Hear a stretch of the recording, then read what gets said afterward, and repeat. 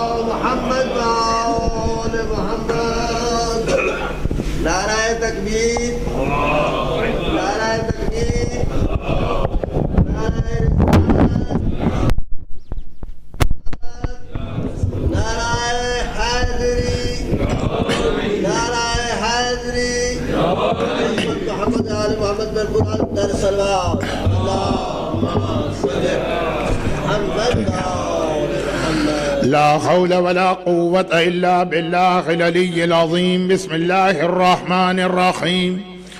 الحمد لله رب العالمين والصلاة والسلام على سيد المرسلين وخاتم النبيين رحمة للعالمين أبي القاسم محمد وآله الطيبين الطاهرين المعصومين المظلومين المنتجبين الميامين سيما الإمام المنتظر والحجة الثاني شر أجل اللهم له الفرج ولعنة الله على أعدائهم أجمعين. أما بعد فقد قال الله عز وجل في كتابه المبين وفرقانه المتين وقرآنه المجيد. بسم الله الرحمن الرحيم. وسيعلم الذين ظلموا أي منقلب ينقلبون.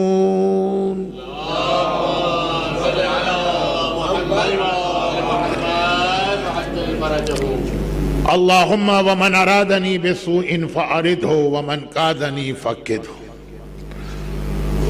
وأشهد الله وملائكته وأنبياءه ورسله أني بكم مؤمن وبإيابكم موقن.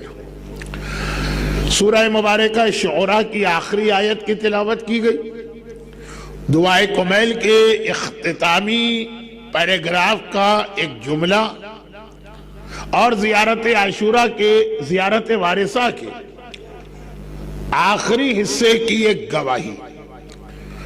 یہ تین چیزیں آج کی اس مختصر سی مجلس کا عنوان ہے. آیت کا ترجمہ ہر ایک کو معلوم ہے، لیکن پھر بھی جو انداز مجلس ہے اس میں ضروری ہے. اعلان ہو رہا ہے کہ ہر ظلم کرنے والا اس بات کو جان لے کہ ان قریب اسے پتہ چل جائے گا کہ کیسا انقلاب آ رہا ہے. سیعلم الذین ظلموا ایا، کس طرح سے ینقلب المنقلبون، انقلاب آ رہا. دعائے کمیل کا فقرہ کہ اے خدا جب میرے خلاف برائی کا ارادہ کر رہا ہے فَأَرِدْ ہو، برائی اسی کی طرف پلٹا دے. وَمَنْ کَادَنِي، اور جو مجھے دھوکہ دے رہا ہے، فریب میں مبتلا کر رہا ہے، اس کے دھوکے کو اسی کی جانب لوٹا دے. اور زیارت عاشوراء میں، زیارت وارثہ میں، یہ زیارت وارثہ اور یہ دعائے کمیل ہر شب جمعہ دنیا بھر کا مومن اسلام کے اول زمانے سے لے کے قیامت تک تلاوت کرتا رہا ہے، کر رہا ہے اور کرتا رہے گا. اشہد اللہ وملائکتہ وانبیاءہ ورسولہ، میں گواہ بنا رہا ہوں اللہ کو، 1,24,000 انبیاء و مرسلین کو اور کائنات کے تمام فرشتوں کو. کس بات پہ گواہ بنا رہا ہوں؟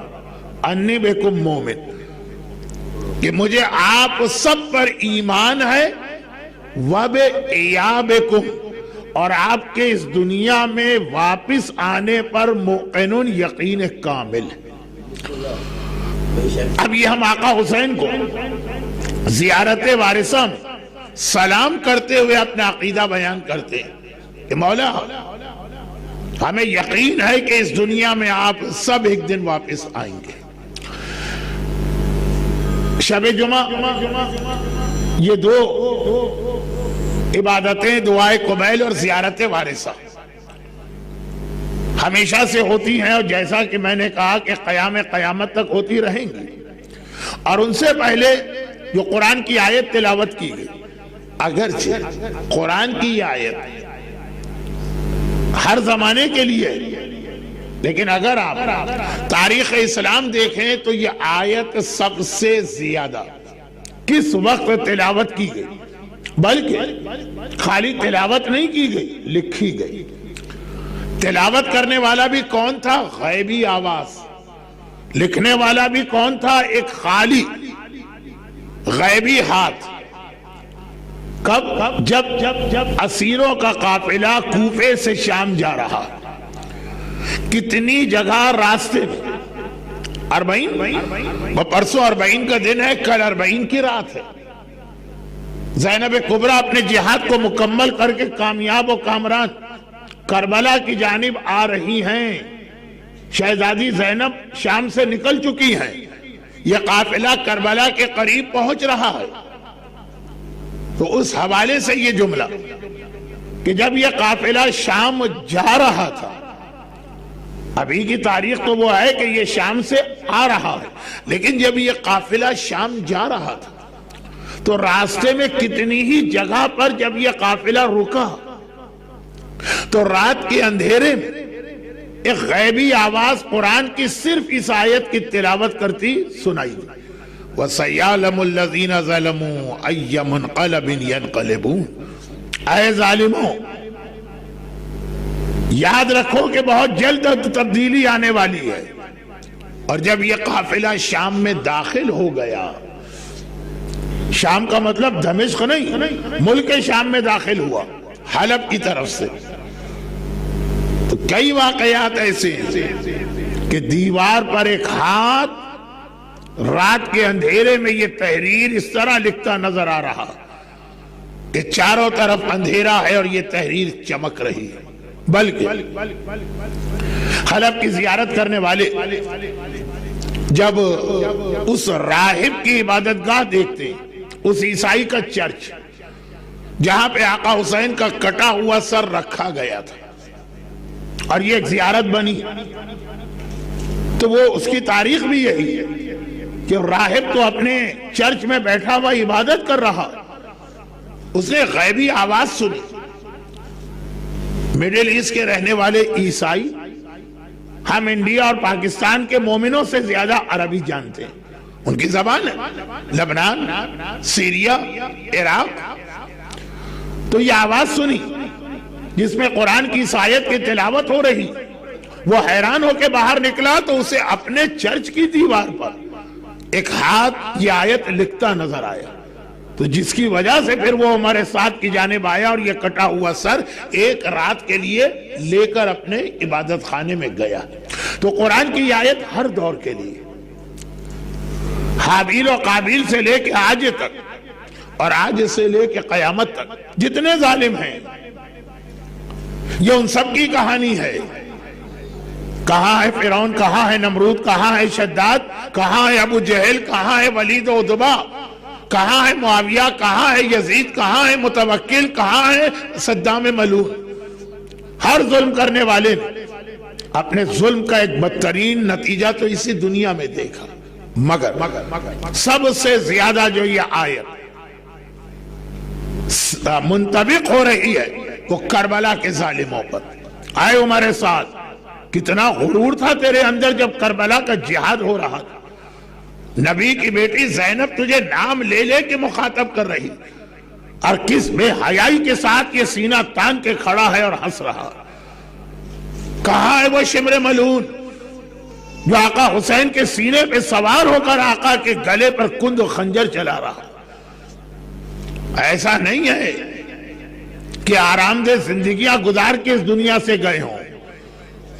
ہم نے عمر سعد کو بھی اس دنیا میں واصل جہنم ہوتے دیکھا، اپنے قریبی رشتہ دار مختار کے ہاتھوں. مختار کے سگے بہنوئی ہیں، مختار کا سگا بہنوئی ہے یہ عمر سعد. ہم نے شمر کا بھی بدترین انجام دیکھا اسی دنیا میں. ہم نے ابن زیاد اور یزید کو بھی ذلت کے ساتھ قتل ہوتے دیکھا اسی دنیا میں. ہر دور کے ظالموں کے لیے. مگر آج کی ہماری یہ مجلس شب جمعہ کی مناسبت سے اور کربلا کے جہاد کے حوالے سے بھی ہے.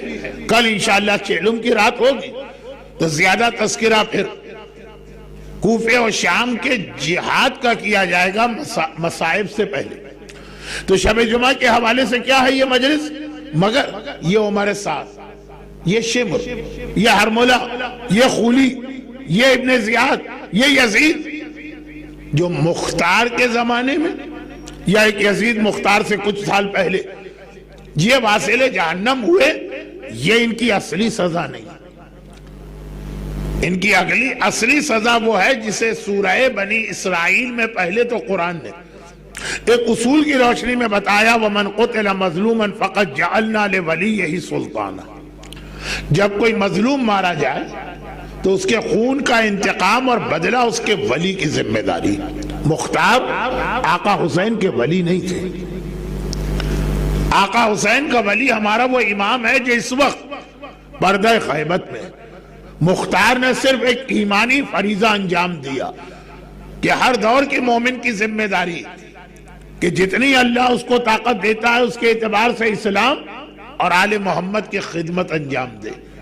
لیکن خون کا انتقام، خون کا بدلہ وہ صرف وارث ہی لے سکتا. اور حسین کا ایک وارث نہ صرف یہ کہ زندہ ہے بلکہ اگر دنیا کے حالات پہ نگاہ ڈالیں تو ایسا لگ رہا ہے کہ اس کے ظاہر ہونے کا وقت بھی بہت قریب آ رہا ہے.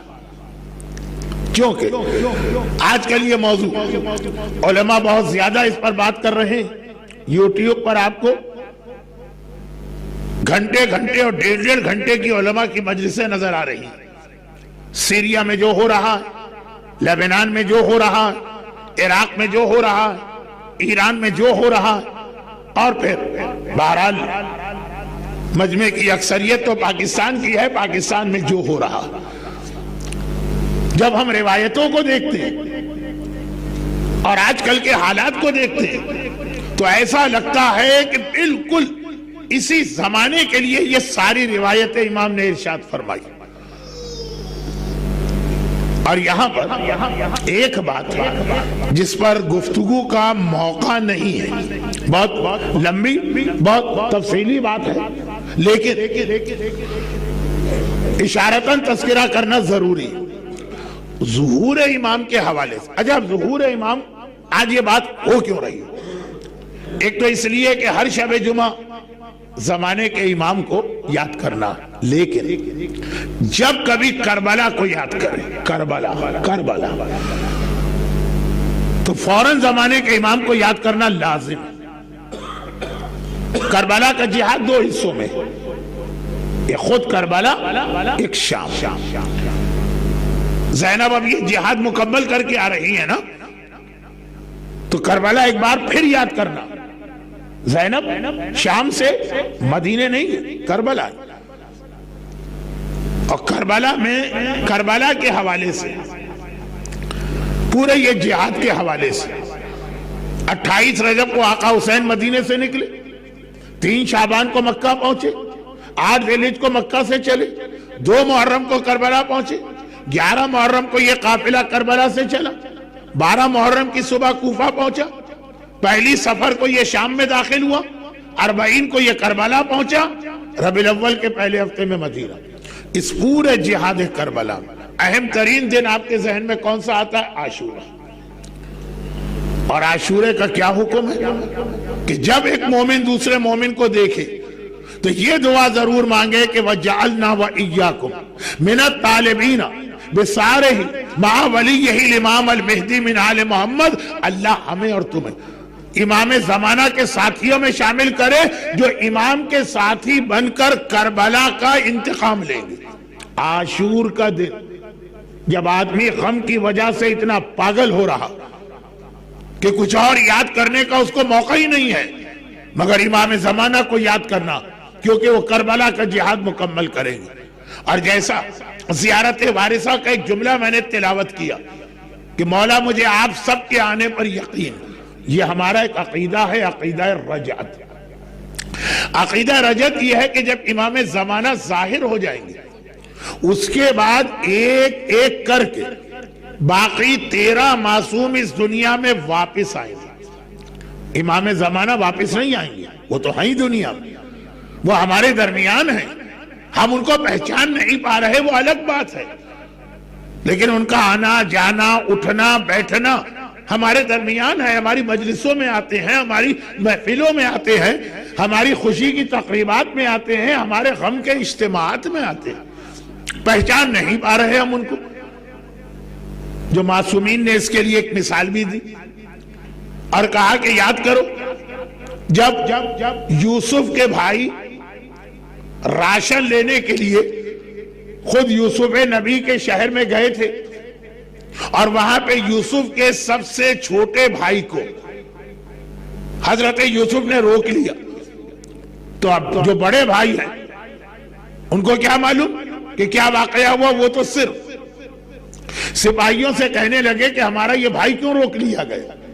کہا کہ یہ تو پرائم منسٹر جانے، ان کا آرڈر آیا، کہا کہ ہمیں پرائم منسٹر سے ملا دو، لے کے گئے۔ اب یہ حضرت یوسف کے سامنے پہنچے بڑے بھائی اور کہہ رہے ہیں کہ دیکھیے ہمارا باپ بہت بیمار ہے، نابینا، ایک بیٹا اس کا پہلے کھو چکا، اس کے غم میں وہ روتے روتے اندھے ہو گئے، اب اگر دوسرا بیٹا بھی یہاں رہ گیا تو اللہ خیر کرے کہیں وہ مر نہ جائے، ہمارے بوڑھے باپ کے بڑھاپے پر رحم کر کے ان کو آزاد کر دو، اس بھائی کو۔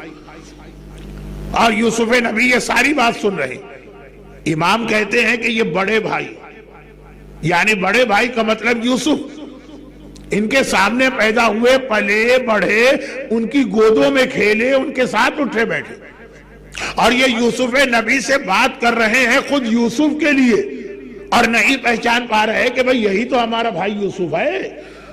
کہا کہ اسی طرح زمانے کا امام تمہارے درمیان آئے گا اور جائے گا، تم پہچان نہیں پاؤ گے کہ یہ امام ہیں۔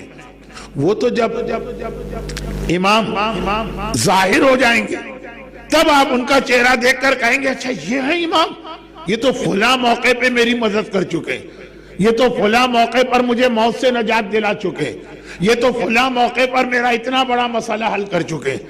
تو اب امام واپس نہیں آئیں گے، واپس وہ آتا ہے جو چلا جائے، امام ہمارے درمیان، لیکن باقی جو 13 معصوم ہیں وہ واپس آئیں گے، اور ایک ساتھ نہیں آئیں گے، ایک ایک کر کے آئیں گے، اور اکیلے نہیں آئیں گے، اپنے مخلص صحابیوں کے ساتھ آئیں گے، نہیں خالی مخلص صحابیوں کے ساتھ نہیں آئیں گے، ان کے جو دشمن ہیں، جو ان کو شہید کرنے والے ہیں، وہ سب بھی آئیں گے، اور ہر امام اپنے قاتل سے خود انتقام لے گا۔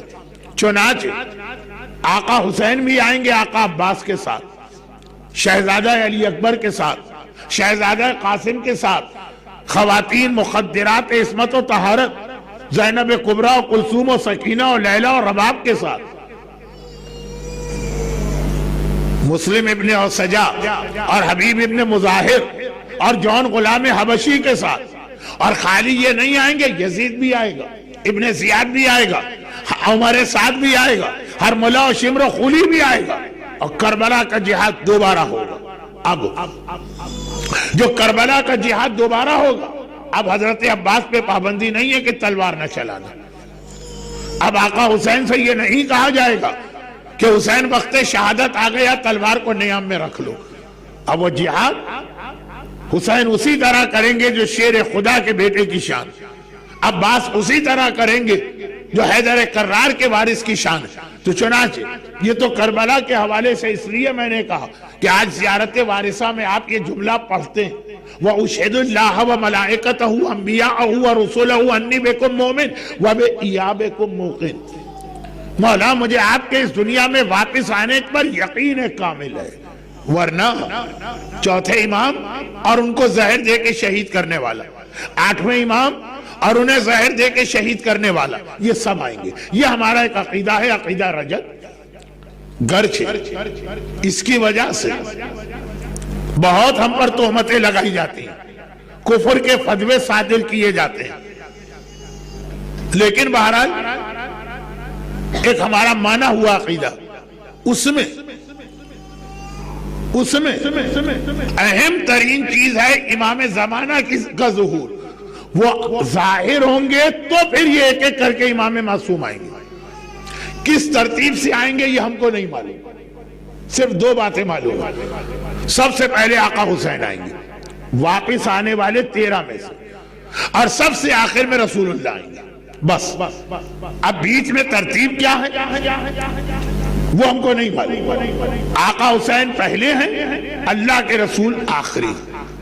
بلکہ اللہ کے رسول تو آئیں گے ہی اس وقت جب امام زمانہ کی فوج پورے خلوص سے جہاد کرنے کے باوجود پیچھے ہٹ رہی ہوگی. اتنا شدید دباؤ ہوگا دشمن کا کہ امام زمانہ کی فوج جس میں کوئی چیٹر، کوئی فراڈیا، کوئی بھگوڑا، کوئی نہیں ہے ایسا، اس کے باوجود دشمن کا اتنا دباؤ ہوگا کہ امام زمانہ کی فوج پیچھے ہٹتے ہٹتے جو آخری سپاہی ہیں ان کے پیر دریائے فرات میں چلے جائیں گے. اتنا پیچھے ہٹے گا. تب اللہ کے رسول آئیں گے اور تاریخ میں پہلی اور آخری مرتبہ تلوار چلائیں گے اور امام زمانہ کا لشکر کامیاب ہوگا. یہ بات ہے اس جنگ کی جس میں شیطان امام زمانہ سے جنگ کرنے کے لیے میدان میں آئے گا. اس سے پہلے جو جنگیں ہوں گی اس میں تو امام زمانہ کی فوج کامیاب ہو رہی ہے. سفیانی مارا جائے گا، لشکر پیچھے نہیں ہٹے گا. دجال مارا جائے گا، لشکر پیچھے نہیں ہٹے گا. لیکن جب شیطان سے کہا جائے گا شیطان تیری مہلت ختم ہو گئی، اللہ نے اب تک جو تجھے سہولتیں اور رعایتیں دی تھی کہ کوئی تجھے نہیں مار سکتا تھا، اب ختم، اب جا میدان. اور وہ اس طرح سے جنگ کرے گا، اس کو بھی پتا ہے کہ ڈو اور ڈائی، اس کی زندگی اور موت کا مسئلہ. تو اس طرح سے جنگ کرے گا کہ امام زمانہ کی فوج کو پیچھے ہٹنا پڑے گا. کیونکہ مسئلہ یہ ہے کہ شیطان کسی تلوار سے مر ہی نہیں رہا ہے. پھر اللہ کے رسول نور کی تلوار لے کے آئیں گے جو آگ سے بنے ہوئے شیطان کا خاتمہ کرے گی.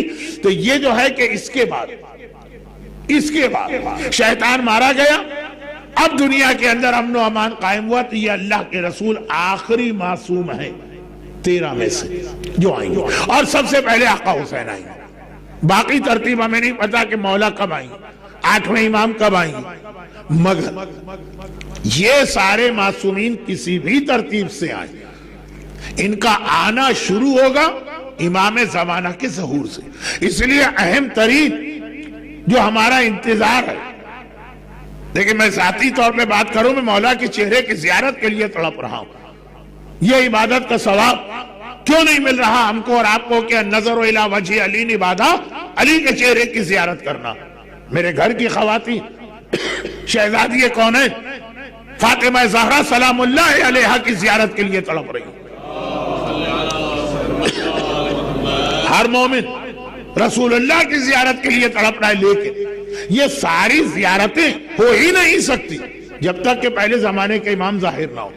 تو ظہور امام اس لیے ہمارے اور آپ کے لیے ایمانی اعتبار سے، مودتی اعتبار سے، ولایتی اعتبار سے، تولائی اعتبار سے بہت اہم عقیدہ اور بہت اہم انتظار. مگر اتنا بڑا موضوع ہے کہ اس پہ بات کرنا اس مختصر سی مجلس میں ممکن نہیں ہے. لیکن صرف ایک جملہ اس لیے کہہ رہا ہوں کہ اس اتنی انفارمیشن آج کل ہمارے بچوں کو بھی مل گئی، یوٹیوب بھری پڑی ہے ان مجلسوں سے. پھر ایک جانب ابھی توجہ کم. آج سے 40 سال پہلے جب میں نے امام زمانہ کے عنوان پہ اپنی پہلی تقریر کی تھی، اس وقت ہر بات لوگوں کو نئی لگ رہی تھی اور بڑے بڑے اعتراضات، ڈیبیٹ، آرگومنٹ، مناظرے، بحث اپنے درمیان. امام زمانہ وہ ملیحہ عورت شہید کرے گی. بھئی یہ جملہ کیا کہا میں نے، گویا کوئی کفر کا کلمہ کہہ دیا. اتنی مخالفت اور اس کو سمجھانا. اب آج کل نہ صرف یہ کہ ہر پڑھا لکھا مومن جانتا ہے، بلکہ ذرا زیادہ ہی جان گیا. یعنی ہر 6 مہینے 8 مہینے کے بعد مجھے خبر ملتی کہ بھئی فلاں عالم نے کہا کہ ملیحہ پیدا ہو گئی ہے تو بس اب تیار ہو جائے امام آنے والے. جن کے نام لیے گئے ان سے بھی میں نے رابطہ کیا، انہوں نے کہا جھوٹ، ہم نے یہ کوئی بات نہیں کہی. لیکن اس کا مطلب یہ ہے کہ چیز اتنی مشہور ہو گئی ہے کہ سچ سے نکل کے جھوٹ کے مرحلے میں آ گئی کہ ملیحہ یا سعیدہ. اب پتہ نہیں اس کا نام کیا ہے، 2 نام ہے یا راوی سے کوئی دھوکہ ہوا، لیکن اب یہ کوئی اتنا مشکل مسئلہ نہیں۔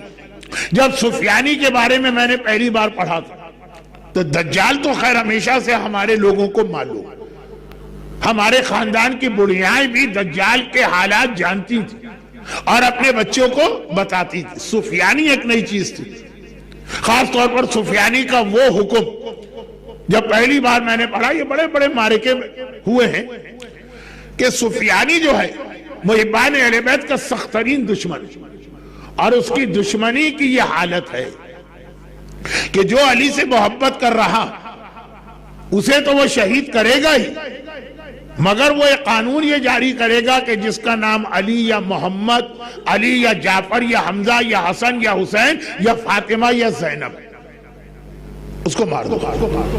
اس کے سپاہی کہیں گے کہ بھئی ذرا چیک تو کر لینے دیجئے کہ یہ نام جس کا ہے وہ علی والا ہے بھی کہ نہیں ہے۔ کہا کہ یہ معلوم کرنے کی ضرورت بھی نہیں ہے علی والا، کوئی بات نہیں، یہ نام کیوں اس نے رکھا ہوا، میں نام رکھنا ہی چاہے وہ علی والا نہ بھی ہو، اتنی اس کو دشمنی ہوگی۔ آج کی رات شب جمعہ ہے اور دعائے کمیل ہر آدمی پڑھتا ہے۔ دعائے کمیل کے بارے میں ہمارے بعض زیادہ مولائی قسم کے لوگوں کو ایک اعتراض ہے، اور وہ اعتراض یہ ہے کہ یہ دعائے کمیل مولا کی شان کے خلاف نظر آتی ہے۔ مولا کی یہ دعا ہے لیکن یہ کہتے ہیں کہ یہ اچھی دعا نہیں پڑھنا چاہیے، اس میں مولا عذاب کا تذکرہ کر رہے، جہنم کی آگ میں جلنے کا تذکرہ کر رہے، گناہوں کا تذکرہ کر رہے، گناہگار کو طعم عذابہا۔ دعائے کمیل کا ایک فقرہ ہے کہ اے خدا تو کتنی ہی رحمت نازل کرے، گناہگار کو عذاب کا مزہ تو چکھنا پڑے گا۔ یہ دعائے کمیل مولا کی دعا۔ ہم جیسوں کی مجلس ہوتی تو کوئی فتوے لگا کے اس مجلس کو ختم کر دیتے دعائے کمیل۔ کہا کہ اس کے اندر پوری دعا، یہ اپنے بعض مومنین کا اعتراض، اول سے لے کے آخر تک کہیں پہ تذکرہ ہی نہیں آل محمد کا، بالکل آخر میں وَآلِهِ الْمَيَامِينَ، صرف ایک جگہ بالکل آخر میں جہاں دعا ختم ہو رہی، وہ بھی کوئی واسطہ بحق محمد وآل محمد ایسا بھی کوئی تذکرہ نہیں، درود و سلام کے ساتھ آلہ المیامین۔ تو یہ دعا بہت سارے صاحبان ایمان کو بھی کھل جاتی ہے، مگر دعا اتنی معتبر ہے کہ انکار بھی کوئی نہیں کر سکتا۔ بھئی کمیل ابن زیاد جیسے صحابی کی دعا، کمیل کون صحابی ہے جو مولا کی محبت کے جرم میں حجاج ابن یوسف کے ہاتھوں کھجور کے درخت پر جن کو سولی دی گئی اور شہید ہوئے، علی کے نام پہ جان دی ہے۔ میثم تمار اور کمیل علی کے رائٹ لیفٹ دو بہت قریبی صحابی تھے، یعنی یہ وہ صحابی تھے جنہیں مولا نے علم غیب دیا تھا۔ ایک میثم تمار تھے جو قیامت تک کے حالات بتاتے تھے، ایک کمیل سے، بلکہ وہ مشہور حدیث تو کمیل ہی کی ہے جب مولا نے کوفے کے منبر پہ خطبہ دیا، جو نہج البلاغہ میں بھی، کہ آخری زمانے کے حالات مولا بتا رہے، آخری زمانے، آخری شاید ہمارا اور آپ کا زمانہ، آخری زمانے اسلام کیسا ہو جائے گا یہ بتا رہے ہیں مولا۔ تو اس کے اندر ایک فقرہ یہ آیا ہے کہ آخری زمانے حالت یہ ہوگی کہ 4 گنا بہت زیادہ ہے۔ اچھا نہج البلاغہ میں 3 گنا تک کا ذکر ہے، چوتھا گناہ جو ہے نا وہ ایک اور حدیث میں ہے، تو حدیث پوری ہو جائے اس لیے میں نے نہج البلاغہ کے ساتھ دوسری حدیث ملا دی، مگر 4 میں سے 3 تو ہے نہج البلاغہ میں، کہ آخری زمانے کی حالت یہ کہ ہر آدمی 4 گناہ بہت کثرت سے کرے گا۔ جب ہم لسٹ دیکھتے ہیں تو یہ گناہ تو ہر دور میں ہوئے نہیں، مولا ایک فرق بتا رہے ہیں کہ آخری زمانے میں ہر آدمی پہلے یہ گناہ حلال کرے گا پھر کرے گا، کہے گا یہ حرام ہی نہیں۔ اب دیکھیں مثال سنی، مثال کیا، خطبہ سنی، مولا کہتے ہیں آخری زمانے میں شرابیں بہت پی جائیں گی۔ تو کس زمانے میں شراب نہیں پی گئی؟ چوتھے امام کے زمانے میں تو بنو امیہ کے خلفاء اپنے گھر میں شراب کے سوئمنگ پول بناتے تھے جو شراب سے بھرے ہوتے تھے، سوئمنگ بھی کرتے جاتے تھے، شراب بھی پیتے جاتے تھے۔ کس دور میں شراب نہیں پی گئی؟ جب یزید نے مدینے پہ اٹیک کیا تو قبر رسول پہ دسترخوان بچھا کے اس میں شراب پی یزید کے لشکر۔ تو مولا یہ آخری زمانے کی کیا پہچان کا نہیں فرق؟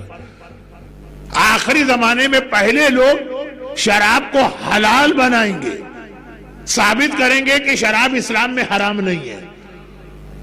تو ہم اور آپ تو پہلے یہ سمجھتے تھے کہ شاید اس سے مراد یہ ہے کہ ہر دوا میں شراب آ جائے گی، کھانے پینے کی ہر چیز میں الکوہل آ جائے گا۔ لیکن جب پاکستان میں باقاعدہ یہ جو ٹیلی ویژن کے پروگرام ہیں، ٹاک شوز، اس پر ڈسکشن شروع ہوا کہ پورے قرآن میں کہیں لکھا ہی نہیں ہے کہ شراب حرام ہے، یہ مولویوں کا بنایا ہوا مسئلہ۔ بہت سے لوگ تقلید سے اس لیے بھی گھبراتے ہیں کہ تقلید پابند کر دیتی، تقلید نہ ہو تو جس چیز کو چاہے حلال کر دو، کون روکنے والا؟ مولا نے کہا آخری زمانے کی پہچان یہ ہے کہ لوگ پہلے شراب کو دوا کے نام پر یا ڈرنک کے نام پہ حلال کریں گے، پھر پیئیں گے۔ ایک چیز کو حرام سمجھ کے پینا اور حلال سمجھ کے پینا بہت فرق ہے۔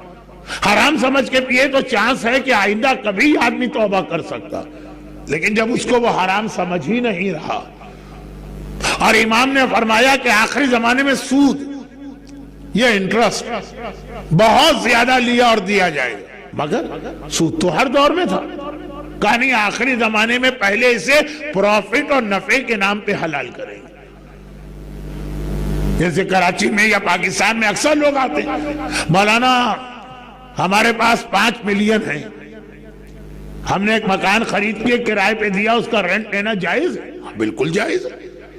تو کہا کہ بجائے اس کے کہ ہم یہ لمبا طریقہ اختیار کریں، یہی 5 ملین کیش ہم نے کسی کو رینٹ پہ دے دی اور کہا کہ اس کا رینٹ ہر مہینے 1000 روپے دے دیا کرو، تو یہ کیوں حرام ہو گئے؟ بلکہ یہ تو اور آسان کام ہے نا، اتنا لمبا آپ گھما رہے ہیں مسئلے کو۔ 5 ملین کا مکان خریدا، وہ مکان پھر ہم نے کسی کو 10,000 روپے ماہانہ کرائے پہ دیا، اور ڈائریکٹ وہی پیسے اٹھا کے ہم نے کرائے پہ دیے، 10,000 ماہانہ لے رہے۔ اب خیر یہ تو بیچارہ مختصر سا مجمع جو آج آ گیا، ان کو اور زیادہ تو میں زحمت میں نہ ڈالوں، یہ ہمارے اور آپ کی بات نہیں ہے، لیکن مولا کا خطبہ کے آخری زمانے پہلے شراب کو سود کو نفع کے نام پہ حلال کیا جائے گا۔ یہ سود کو چھوڑیے، یہ تو نفع۔ آخری زمانے میں میوزک بہت بڑھ جائے گی۔ لفظ میوزک نہیں حدیث میں، گانا بجانا، دونوں میں فرق ہے۔ میوزک تو حلال بھی ہو سکتی ہے، حرام بھی ہو سکتی ہے، 2 ٹائپ کی میوزک ہیں۔ گانا تو 100% حرام۔ تو کہا کہ آخری زمانے میں گانا بہت ہوگا، تو کس دور میں نہیں تھا؟ عباسی خلفاء کے دربار گانے بجانے سے بھرے، بنو امیہ کے خلفاء کے دربار گانے بجانے سے بھرے۔ کہا نہیں، آخری زمانے میں تفریح کے نام پہ پہلے گانے کو حلال کیا جائے گا۔ ایک صاحب آ کے ہم سے بھی کہتے مولانا یہ روح کی غذا ہے، آپ کو پتا ہے روح ہے کیا چیز؟ کچھ پتا ہے روح کے بارے میں؟ غذا ایسے تو نہیں دے سکتے۔ جسم کی غذا دی جاتی ہے جب جسم کو جانتے ہو۔ آدمی کا جسم الگ ہے، مچھلی کا جسم الگ ہے، شیر کا جسم الگ ہے، بکرے کا جسم الگ ہے، ہر ایک کی الگ الگ غذا۔ نہ روح کو جانے نہ پہچانے، بھائی اتنا سنا ہے کہ روح ہوتی ہے جسم میں اور اس کی غذا۔ بہرحال یہ تو آج کا موضوع یہ چیزیں تو نہیں ہے نا، جو مجمع میرے سامنے ہے وہ یہ ساری چیزوں کو حرام سمجھتا۔ مولا کا خطبہ بتا رہا ہوں کہ جب مولا نے فرمایا کہ فرق یہ ہے کہ خالی گانا سنا نہیں جائے گا، پہلے اسے تفریح کے نام پہ حلال کیا جائے گا، پھر سنا جائے گا۔ اور رشوت آخری زمانے میں بہت زیادہ لی اور دی جائے گی۔ تو کب رشوت نہیں لی گئی؟ قاضی شرح نے رشوت لے کر ہی تو قتل امام کا فتویٰ دیا تھا۔ کہا نہیں، فرق ہے، آخری زمانے میں پہلے رشوت کو حلال بنایا جائے گا، تحفے کے نام پر، یا اگر آپ پاکستان والے ہیں تو مٹھائی کے نام پر، جی یہ بچوں کے لیے مٹھائی لے کے جائیے۔ یہ کون ہمارا چاچا ماما ہے جو ہمارے بچوں کا اتنا خیال کر رہا؟ پیغمبر نے یہی تو معاذ ابن جبل سے کہا تھا، وہ یمن کے گورنر تھے نا، جب واپس آئے تو ایک تھیلا تو اللہ کے رسول کو دیا کہ یہ یمن والوں نے زکوٰۃ، خمس، فطرہ، صدقہ یہ چیزیں آپ کو بھجوائی بیت المال کے لیے، اور ایک اپنے لیے روک لی۔ پیغمبر نے کہا اس میں کیا؟ کہا جب میں وہاں تھا تو لوگوں نے مجھے تحفے دیے تھے۔ پیغمبر نے کہا اگر تم گورنر نہیں ہوتے تب بھی کیا تمہیں یہ تحفے ملتے؟ کہا نہیں یا رسول اللہ، پھر تو شاید کوئی سلام بھی نہ کرتا۔ تو کہا کہ یہ تحفے نہیں ہے، یہ رشوت ہے، یہ بھی واپس کرنا۔ تو کہا کہ آخری زمانے یہ معاذ ابن جبل اور رسول اللہ آخری زمانہ ہے کہ پہلا زمانہ؟ پہلا زمانہ۔ کہا آخری زمانے میں پہلے اسے حلال کیا جائے گا تحفے کے نام پر۔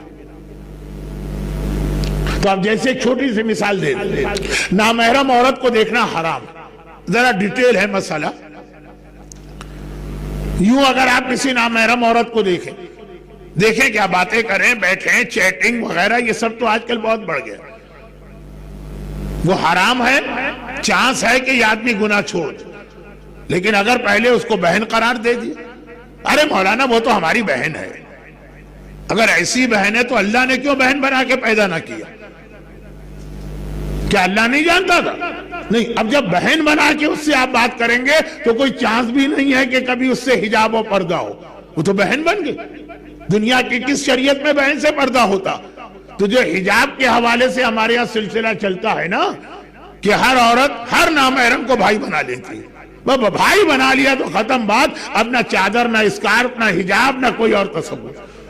کا آخری زمانے میں شراب، رشوت، سود، گانا۔ اچھا اب یہ تو بہت مشہور حدیث ان معنوں میں کہ نہج البلاغہ میں آ گئی۔ نہج البلاغہ کا مطلب یہ ہوا کہ پوری مسجد کوفہ نے یہ حدیث سنی۔ جب مولا خطبہ دیتے تھے تو مسجد کوفہ کھچا کھچ بھرتی تھی۔ یہ کمیل تھے جنہوں نے کہا مولا جو آپ نے سب کو بتایا میں تو اس سے زیادہ معلوم کرنا چاہتا ہوں۔ مولا نے کہا کمیل یہ سوال کوئی اور کرتا میں منع کر دیتا، مگر تم کمیل تمہارا اتنا بلند رتبہ کہ چلو ایک میسم تمار ہیں اور ایک کمیل۔ میسم کے بارے میں یہ بات تو معلوم ہوگی کہ جب مولا نجف میں اپنی قبر کی زیارت کو جاتے تھے، مولا کی قبر بہت پہلے سے حضرت نوح نے بنا لی اور مولا رہتے کوفے میں تھے، نجف تو اس وقت کچھ تھا ہی نہیں، صحرا۔ مولا جاتے تھے زیارت کے لیے اکیلے، کسی کو لے کے نہیں جاتے تھے، صرف میسم کو، اور ایک کنویں سے جا کے باتیں کرتے تھے جو جگہ آج بھی نجف میں موجود۔ صدام نے اس کو بہت ویران کیا، لیکن صدام کے بعد جب زیارتیں آہستہ آہستہ ریسٹور ہوئی تو یہ کنویں والی زیارت بھی لوگوں کو پتہ چلی، آج بھی مولا کے روضے کے پیچھے ہی ہے۔ تو اب مولا کسی کو لے کے نہیں جاتے ہیں کہ نجف کو چھپانا ہے لوگوں سے، لیکن میسم کو لے کے جاتے ہیں، کنویں کے قریب تک آنے کی اجازت دیتے، ایک جگہ روک لیتے، وہ میسم، یہ کمیل۔ کہا کہ اے کمیل اگر کوئی اور مجھ سے یہ سوال کرتا کہ مولا کچھ اور بتائیے آخری زمانے کے بارے میں، شراب کا، گانے کا، سود کا، رشوت کا ذکر تو ہو گئے، کچھ اور میں منع کر دے گا، جتنا اس وقت بتایا بس یہی، تم نے سوال کیا۔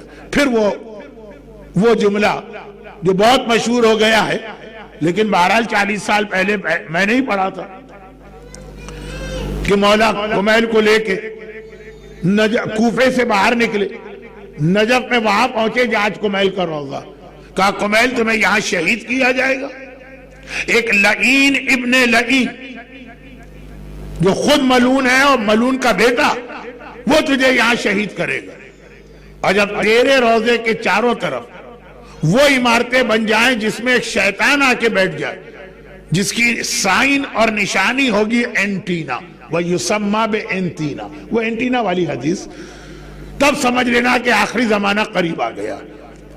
تو وہ جو اینٹینا والی حدیث ہے وہ کمیل سے خاص مولا نے کہا، کمیل قریبی صحابی ہے جو علم غیب جن کو دیا گیا، یہ تو خیر کمیل کا اسٹیٹس بتاتے بتاتے یہ بات آ گئی، لیکن اصل بات یہ تھی دعائے کمیل، اتنی عظیم دعا کمیل کے ذریعے ہم کو ملی۔ 85 کا حج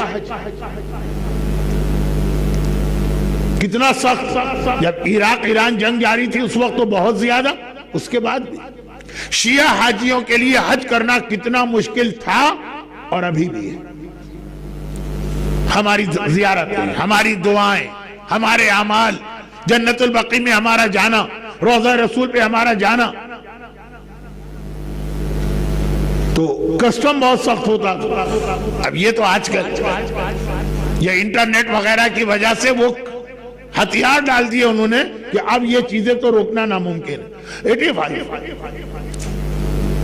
हम हज पे गए, मोमिन के सामान की तलाशी हर एक की बड़े अजीब तरीके से होती थी, एक एक चीज निकाल के चेक होती थी। एक दुआए कुमैल निकल आई।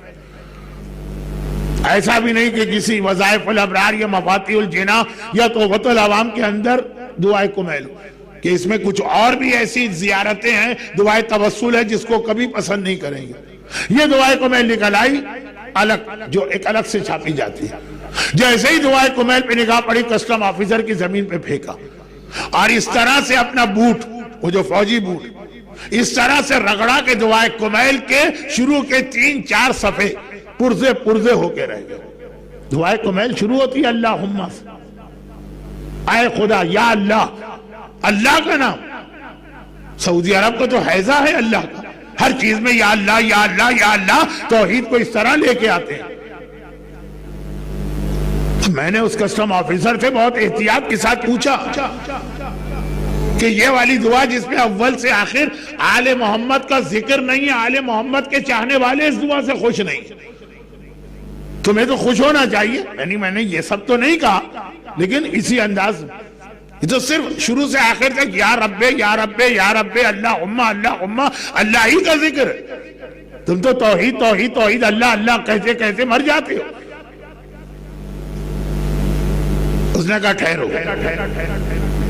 वही जो पुर्जे पुर्जे था, पेपर उठाया और कहा, पहले जुमले पे उसने उंगली रखी, कहा ये पढ़ो। पहला जुमला क्या है?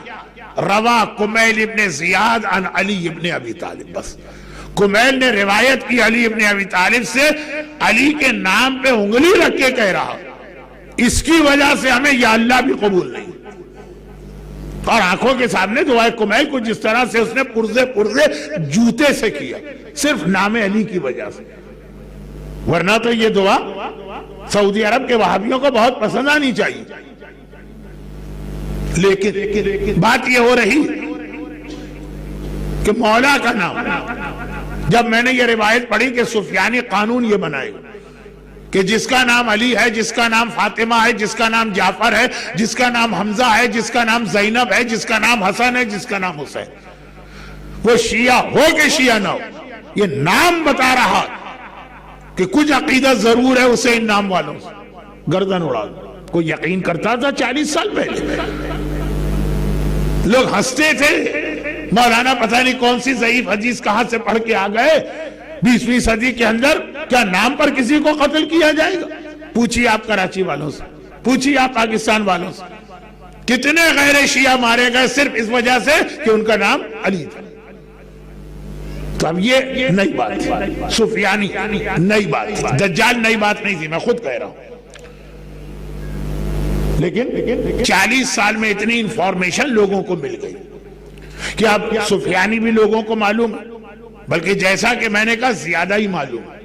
हत्ता ये कि बशार असद का जो मसला हुआ तो बाद लोगों ने कहा ये हमको सुफियानी लग रहा है। बशार असद वो तो एंटी सुफियानी उसे कहिए, लेकिन हर चंद दिनों के बाद जब कोई जालिम आता तो हमारे साहिब ईमान मिलाते हैं कि शायद यही सुफियानी होगा।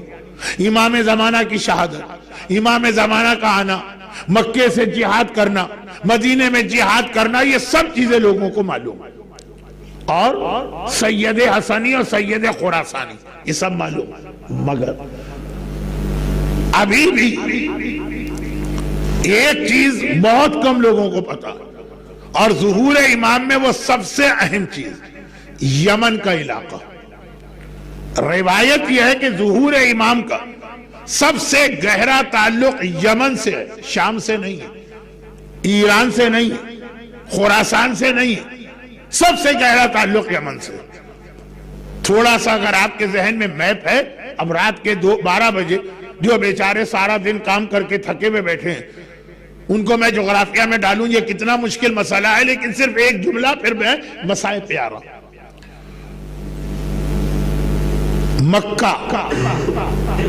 مکے کے ساؤتھ میں یمن، باقی جتنے علاقے آتے ہیں سب مکے کے نارتھ میں۔ امام زمانہ جب جہاد شروع کریں گے مکے سے کریں گے، تو باقی جتنے علاقے ہیں وہ امام کے بعد بہت اہم بنیں گے۔ اب جیسے ایران سے فوج آئے گی، وہ امام سے کہاں ملے گی؟ نجف میں۔ امام مکے میں ظاہر ہوئے، پھر مدینے گئے، پھر نجف گئے، پھر یہ ایران کی فوج۔ اچھا، وہ ایران کی فوج تو ایران کی طرف سے آئی گی، ورنہ اصل میں تو پاکستان سے آئی گی اور انڈیا سے۔ پاکستانی اور انڈین مکہ کم پہنچیں گے، وہ کوفے میں جا کے امام کو جوائن کریں گے۔ مدینے میں امام دشمنان اہل بیت کو عذاب دیں گے۔ یہ کب ہے؟ ظہور کے بعد۔ یمن وہ علاقہ ہے جو مکے کے ساؤتھ میں ہے، یمن سے سب سے پہلی فوج امام تک پہنچے گی مکے میں، پھر امام اپنا جہاد اسٹارٹ کریں گے۔ ہم سب لوگ بعد میں ملیں گے، یورپ والے اور امریکہ والے بھی بعد میں آئیں گے۔ یمن، چنانچہ ہمارے بزرگ علماء کے حالات میں ایک جملہ لکھا، بہت وقت ہو گیا، میں بھی کل بہت مصروف ہوں شب اربعین۔ بزرگ علماء کے حالات میں ایک جملہ لکھا، وہ حوضہ چھوڑ کے، وہ نجف و کربلا چھوڑ کے، وہ انڈیا چھوڑ کر، اس وقت تک پاکستان نہیں بنا تھا، آخری عمر میں یمن چلے جاتے ہیں کہ یہ طے شدہ بات تھی کہ یمن کا علاقہ امام زمانہ کا سب سے پہلا اور سب سے پکے قسم کے مولائی قسم کے مددگار یمن سے آئیں گے۔ اور یمن میں آج کل بہت کچھ ہو رہا ہے، بہت کچھ ہو رہا ہے، اور اتنی تیزی سے یمن کی تبدیلیاں۔ جب میں کبھی انٹرنیٹ پہ بیٹھتا ہوں، میرے پاس تو ٹائم بھی نہیں ہے، اور جو میری عمر ہے وہ انٹرنیٹ والی ہے بھی نہیں۔ یہ آئی فون، یہ آئی پیڈ، یہ ساری چیزیں بچوں کے اوپر ہی اچھی لگتی ہیں، لیکن جب کبھی میں بیٹھتا ہوں تو یہ دیکھتا ہوں کہ ہمارے نوجوان کیا ڈسکس کر رہے ہیں۔ سیریا کے حالات کو ظہور سے امام سے ملا رہے ہیں، مکے کے حالات کو ظہور امام سے ملا رہے ہیں، آل سعود کے عبداللہ بھی آ گیا اور عبداللہ آخری بادشاہ ہے، یہ سب کو ملا رہے ہیں امام کے حالات سے۔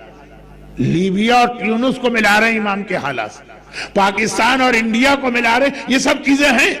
اہم ترین چیز جس کا امام سے تعلق ہے وہ یمن ہے۔ کئی 100 میں ایک آدھ کوئی میل یا ایک آدھ کوئی ڈسکشن نظر آتا جس میں یمن کا کوئی تذکرہ ہو، تو میں نے کہا نا میں اس پہ بات نہیں کر رہا ہوں، اور رات کے 12 بجے اتنی تھکن میں نہ مجھ میں بات کرنے کی طاقت ہے، نہ آپ میں بات سننے کا حوصلہ، لیکن یہ ذہن میں رکھیے گا کہ یہ بہت اہم خطہ ہے یمن کا، اور اس کے حالات کو مانیٹر کرتے رہی۔ ظہور امام سے سب سے زیادہ تعلق یمن کا۔ یمن کون سا علاقہ؟ جہاں سب سے زیادہ مولائی قسم کے مومنین تھے، کیونکہ رسول اللہ نے میرے مولا کو 6 مہینے کے لیے یمن کا گورنر بنا کے بھیجا، وہ 6 مہینے جو علی یمن میں رہے، تو ایسی وہاں پہ محبت اہل بیت کی فضا بنی کہ آج بھی ہمارا دشمن، شیعت کا دشمن، پورے شیعہ مذہب کی بنیاد یمن قرار دیتا۔ آج بھی یہ کہا جاتا ہے شیعہ مذہب ہے کیا؟ یہ تو یہودیت کی ایک شاخ ہے جو یمن سے نکلی، کیونکہ کہا جاتا ہے کہ شیعہ مذہب عبداللہ ابن سبا نے بنائے، اور عبداللہ ابن سبا کہا جاتا ہے کہ یمن کا تھا۔ دونوں باتیں جھوٹ ہیں، لیکن بات یہ تھی کہ یمن والے اتنے مولائی۔ میں اس وقت یمن کی مولائیت پہ بات نہیں کر رہا، میں بات کر رہا ہوں کہ آج کی شب جمعہ امام زمانہ کو یاد کرنے کی رات، امام کو امام کے لیے بھی یاد کرنا ہے، امام کو کربلا کے آقا حسین کے لیے بھی یاد کرنا کہ یہ آئیں گے تو حسین کے قاتلوں سے بدلہ لیا جائے گا۔ تو اس میں یہ ایک چیز آپ کے ذہن سے نہ نکلے۔ اور بس ایک آخری بات کروں، اور یہی آخری بات ربط مسائل، وہ یہ کہ دنیا کے 2 علاقے ایسے ہیں جہاں پہ شیعت ڈائریکٹ امام یا امام کے بہت قریبی صحابی نے پہنچائی، وہ پھر ایسی شیعت بنی کہ حالات بدلے، انقلاب آئے، مظالم ہوئے، بنو امیہ کی حکومت آئی، وہاں کی شیعت کو کوئی نقصان نہیں پہنچا سکتا۔ ایک یمن، وہاں مولا خود گئے تھے، اور ایک ہے سیریا، سیریا نہیں شام۔ جب ابو ذر غفاری نے، ابو ذر کون ہے؟ رسول خدا اور مولا کے قریب ترین صحابی، ایمان کے 10 درجے ہیں، سلمان کو 10 ملے، ابو ذر کو 9 ملے، 9 آؤٹ آف 10۔ علی کے ایسے مضبوط صحابی جب تیسری خلافت کے زمانے میں ان کے پروٹیسٹ بڑھ گئے، حکمران کے خلاف کی اعلان ایک جملہ کہتے تھے، کیونکہ پیغمبر نے ابو ذر سے یہ کہا تھا. ابو ذر 5ویں مسلمان تھے، بالکل شروع میں اسلام لائے تھے، اور پیغمبر نے کہا تھا ابو ذر سارے مسلمانوں پہ حالات میں تقیہ واجب. وہ بھی تقیہ کا زمانہ تھا جب صرف 5 مسلمان. تمہارے لیے میں تقیہ ختم کرتا ہوں، تم پر تقیہ واجب نہیں. چنانچہ ابو ذر ہر خلیفہ کے خلاف بولے، اور تیسری خلافت میں تو اتنا بولے کہ حاکم وقت نے کہا کہ اس کو دبانے کا ایک ہی طریقہ، معاویہ کے پاس بھیج دو. اس نے بڑے بڑے سخت لوگوں کو دبا دیا. لیکن یہ ابو ذر واحد آدمی تھے کہ معاویہ بھی ان کو کنٹرول نہ کر سکا. اس نے خط لکھا، خلیفہ سے کہا اپنا مسئلہ خود سنبھالو، یہ تو میرے ملک کو بگاڑے دے رہا. ابو ذر واحد آدمی ہیں کہ معاویہ جیسا گندی سیاست سے کام لینے والا تھک گیا. نہ ابو ذر کو شہید کر سکتا، اتنا ابو ذر نے اپنا ماننے والوں کا سرکل بنا لیا، نہ ان کو کنٹرول کر سکتا.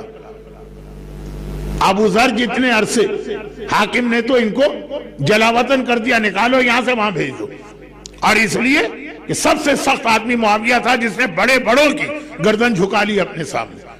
تو ابو ذر جو وہاں 2 سال رہے، ایسی شیعت شام کے علاقے میں پھیلا گئے کہ آج تک شام کسے کہتے؟ شام میں لبنان بھی، یہ جو حزب اللہ اور جنوبی لبنان اور جبل عامل، یہ سب ابو ذر کی تبلیغ. ایک مولا نے یمن میں، ایک ابو ذر نے شام میں، وہ شیعت پہنچائی. کہ جب شام میں مختار نے اپنا جہاد شروع کیا تو کتنے لوگ تو یزید کے محل سے شیعہ نکل آئے جنہوں نے مختار کی مدد کی. عالم اگر تبلیغ کرتا ہے تو ایسی اسٹرانگ تبلیغ ہوتی. مگر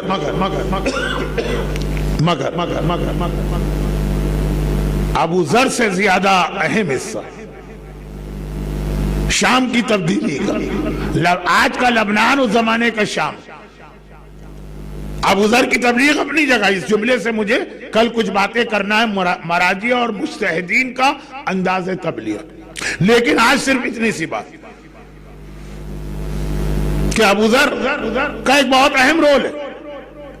لیکن ابو ذر کے بعد جو 25 سال معاویہ کو ملے، کہا کہ اب اتنا ایسا بگاڑ دو کہ جن کو ابو ذر بنا گئے وہ تو ہاتھ سے نکل گئے.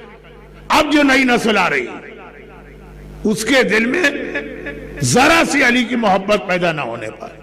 25 سال معاویہ نے کام کیا، خاص طور پر بچوں کو بگاڑا. لیکن ننھی سکینہ کا ماتم، عابد بیمار کی کمر کے کوڑے، زینب و کلثوم کے بندھے ہوئے ہاتھ، اس طرح سے تبدیلی لے کے آ گئے. ایک روایت شب چیلم آپ سنتے ہیں، یزید نے اہل بیت کو جب رہا کیا تو کیوں رہا کیا؟ کیا توبہ کر لی تھی؟ کیا اپنی غلطی مان لی تھی؟ تو پھر اگلے سال مدینے پہ اٹیک کر کے قبر رسول پہ شراب کیوں کی؟ کوئی توبہ نہیں کی تھی. شام کے نوجوانوں کی تلوار یزید کے خلاف نکل آئی. اے یزید، ہمیں نہیں معلوم تھا کہ یہ کون لوگ، اب پتا چلا کہ یہ کون لوگ. اب اگر یہ تیری قید میں رہے تو ہماری تلوار ہوگی اور تمہاری گردن ہوگی. یزید نے دیکھا جس اقتدار کو بچانے کے لیے میں نے حسین کو شہید کیا، میری وہی حکومت خطرے میں ہے. بآواز بلند کہا کہ اچھا میں وعدہ کرتا ہوں ان کو کل رہا کروں. یہ شام والے 1 سال پہلے علی کی بیٹیاں بازار شام سے گزر رہی ہیں، یہی لوگ تو پتھر مار رہے ہیں، یہی لوگ تو، یہی عورتیں تو مکان کی چھت سے آگ پھینک رہی ہیں، یہی لوگ تو مذاق اڑا رہے ہیں. 1 سال میں اتنی بڑی تبدیلی. ہاں، یہ ہے زینب کبریٰ کا جہاد، یہ ہے آقا سجاد کا جہاد، یہ ہے ننھی سکینہ کا جہاد. اور خاص طور پر سکینہ کا جہاد اس میں بہت اہم ہے. شام کیپٹل سٹی، اور پرانے زمانے کے اندر کیپٹل سٹی کی بہت اہمیت ہوتی تھی. اس میں جتنے لوگ لوکل ہیں اتنے لوگ باہر کے آئے ہوئے ہیں اپنے گورنمنٹ ڈپارٹمنٹ میں بہت سے کام کرانے. شام کیپٹل، پرانے زمانے کا کیپٹل، آج تو بھی ڈی سینٹرلائز ہے. اس وقت ہر آدمی کو آنا پڑتا تھا. اب یہ لوگ آتے ہیں دن بھر تو گورنمنٹ ڈپارٹمنٹ میں کام کرتے ہیں، جو ان کا کام ہے. شام کو یہ خالی فیملی کے بغیر، اور اپنی فیملی یاد آ رہی ہے، اور خاص طور پر جس کے چھوٹے بچے. بھئی وہ ہوٹل کے کمرے میں گیا مسافر خانے، کوئی یہاں نہ دوست ہے، نہ احباب ہے، نہ پرانے زمانے میں کوئی ٹی وی ہے، نہ کلب ہے، وہ جا کے لیٹ گئے. اب اسے اپنا گھر یاد آ رہا، پردیس میں ہے نا، اپنے بچے یاد آ رہے ہیں. اور اتنی جیسے یہ یاد آ رہی ہے اسی وقت رات کے اندھیرے اور سناٹے کو چیرتی ہوئی ایک ننھی سی بچی کے رونے کی آواز آئی، جو ساری رات کم از کم آدھی رات تک تو رو رہی. ان کے دل کلیجے ٹکڑے ٹکڑے ہو گئے، ان کو اپنی بچیاں یاد آ گئی. یہ کون بچی؟ اور عجیب بات یہ ہے کہ یہ رو رہی ہے، کوئی اس کو تسلی دے کے چپ کرانے والا بھی نہیں. یہ کون بچی؟ اگلی صبح جب ہوٹل سے نکلے تو پہلا سوال ہوٹل والے سے یہ کیا، بھئی یہ کون بچی ہے جو ساری رات روئی؟ کسی نے اسے خاموش بھی نہیں کرایا. کہا کہ یہ حسین کی سکینہ ہے، جو بابا کے مرنے کے بعد سے بابا بابا بابا کرتے ہوئے مسلسل ہو رہی. خاموش کیسے کرائیں؟ تسلی دیں، دلاسا دیں تو یہ کہتی ہے بابا کو لے کے آ جاؤ. اور اگر اسے زبردستی روکے، تماچے لگائے، کوڑے مارے تو اور بلبلا کے کہتی ہے چچا عباس اپنی سکینہ کو بچا لو. کلیجہ ٹکڑے ٹکڑے ہو رہا ان مسافروں کا. ہر رات کو سکینہ کا ماتم ایک نئی تبلیغ کر رہا، ہر رات کو سکینہ کا ماتم ایک نیا انقلاب لا رہا. ہاں، ایک رات تو سکینہ اتنا روئی کہ پہلے آدھی رات تک روتی تھی، آج آدھی رات کے بعد بھی رو رہی. ابھی جو جملہ میں نے کہا اس کو مکمل کر دوں. شام میں جتنے مسافر ہیں سب کی رات کی نیند اڑ جاتی ہے، کیونکہ ہر ایک کو اپنے بچے یاد آ رہے ہیں. مگر خالی مسافروں کی نیند نہیں اڑتی ہے. سکینہ کا قید خانہ یزید کے محل کے برابر ہی تو ہے. اس طرح سے یہ بچی روتی ہے کہ یزید کی بھی آنکھ نہیں لگتی ہے. جب یہ بچی آدھی رات کو سوتی ہے تب یزید وہ سوتا. مگر ماہ سفر میں ایک ایسی رات آئی کہ آدھی رات کے بعد بھی بچی رو رہی ہے. یزید گھبرا کے اپنی کنیزوں اور غلاموں کو بلاتا، کیا مجھے آج آدھی رات کے بعد بھی نیند نہیں ملے گی؟ اس بچی کو خاموش کراؤ. غلاموں نے کہا آقا آپ ہی طریقہ بتائیے. مار سکتے نہیں، کوڑے لگانے سے، تماچے لگانے سے، برا بھلا کہنے سے فائدہ نہیں ہے. وہ کبھی اکبر کو یاد کرتی ہے، کبھی عباس کو، کبھی حسین کو. یزید نے کہا تو میں کیسے سوں؟ ایک کنیز بولی، یہ عورت ہی بول سکتی ہے. ایک کنیز بولی، اے یزید یہ بچی بابا بابا کہہ کے رو رہی، اور اس کے باپ کا کٹا سر تیرے خزانے میں. یہ کٹا سر بھجوا دے، شاید باپ کا سر دیکھ کے اسے تسلی ہو جائے، تشفی ہو جائے. اور آج سکینہ آدھی رات کے بعد بھی رو رہی، مگر آج روتے روتے ایک دم سے کھڑی ہو گئی اور قید خانے کے دروازے کی جانب جانے لگی. زینب نے گھبرا کے کہا سکینہ کہاں جا رہی ہو؟ وہ قید خانے کا دروازہ بند ہے. کہا پھوپھی اماں مجھے وہاں سے بابا کی خوشبو آ رہی. اور ایک بار زینب نے دیکھا دروازہ کھلا، کنیزیں ایک تشت لے کے آ رہی جس تشت پہ کپڑا پڑا ہوا ہے، اور لا کے زینب کے سامنے یہ تشت رکھ دیا. یزید کی کنیزیں کہتی ہیں حاکم نے یہ تشت بھجوایا. زینب نے حیرت کی عالم میں کپڑا ہٹایا. ایک بار ساری بیویوں نے دیکھا حسین مظلوم کا کٹا ہوا سر آنکھوں کے سامنے. پہلے تو ساری بیویاں بے اختیار اپنی جگہ سے کھڑی ہوئی اور وہ عمل کیا جو ہر مومن کرے گا. زیارت پڑھی السلام علیکہ یا ابا عبداللہ، السلام علیکہ یا ابن رسول اللہ. اور پھر زینب نے یہ کٹا سر سکینہ کی گود میں دیا. سکینہ کی گود میں سر گیا. سکینہ نے باپ کے ہونٹوں پہ ہونٹ رکھے. عجیب تاریخ ہے. ہمیشہ حسین جھک کے سکینہ کا بوسہ لیتے تھے، آج سکینہ جھک کے حسین کا بوسہ لے رہی ہے. اور ایک مرتبہ کہہ رہی بابا ذرا دیکھ تیرے بعد مجھے کتنے تماچے لگائے گئے، اب تک میرے رخسار زخمی ہیں، کس طرح میرے گوشوارے چھینے گئے، اب تک میرے کان زخمی ہیں. آواز بند ہو گئی، سکینہ کی آواز بند ہو گئی. زینب نے گھبرا کے کہا سجاد بیٹا ذرا دیکھ میری بچی کو کیا ہوا، یہ بول نہیں رہی ہے۔ ایک بار میرا مظلوم آقا، میرا امام زمانہ، میرا مظلوم آقا آگے بڑھا۔ خدا کسی بھائی کو بہن کی یہ حالت نہ دکھائے۔ سکینہ کا بازو تھاما اور پلٹ کے کہا پھوپھی اماں انا للہ و انا الیہ راجعون۔ ارے میری بہن مجھے چھوڑ کے بابا کے پاس پہنچ گئی ہے۔ پھر وہ وقت آیا، سجاد نے سکینہ کا لاشا اٹھایا، زندان شام میں وہ ننھی قبر بنائی، لاشے کو دفن کرنا چاہ رہے ہیں۔ ایک مرتبہ قبر سے 2 ہاتھ باہر آئے، فاطمہ کی آواز آئی، سجاد تیری دادی تیری مدد کو آ رہی ہے، لا میری سکینہ کو میرے حوالے کر دے۔ خداوندہ حسین کی ننھی سکینہ کی ان مصائب کا واسطہ جو مومنین اور مومنات آج کی مجلس میں موجود ہیں، ان کو، ان کے گھروں کو، ان کے گھر والوں کو، ان کی روزی کے ذرائع کو، ان کی اولادوں کو دنیا اور آخرت کی ہر پریشانی سے محفوظ فرما۔ دنیا بھر کے صاحبان ایمان، شیعان حیدر کرار، محبان امام مظلوم، خاص طور پر جو عزادار زیارت کربلا کے لیے گئے ہیں، ان سب کو اپنے حفظ و ایمان میں فرما۔ صف عزا پہ گریہ کرنے والوں کی ساری حاجتیں پوری فرما۔ ظہور امام زمانہ میں تعجیل فرما۔ ربنا تقبل منا انک انت السمیع العلیم۔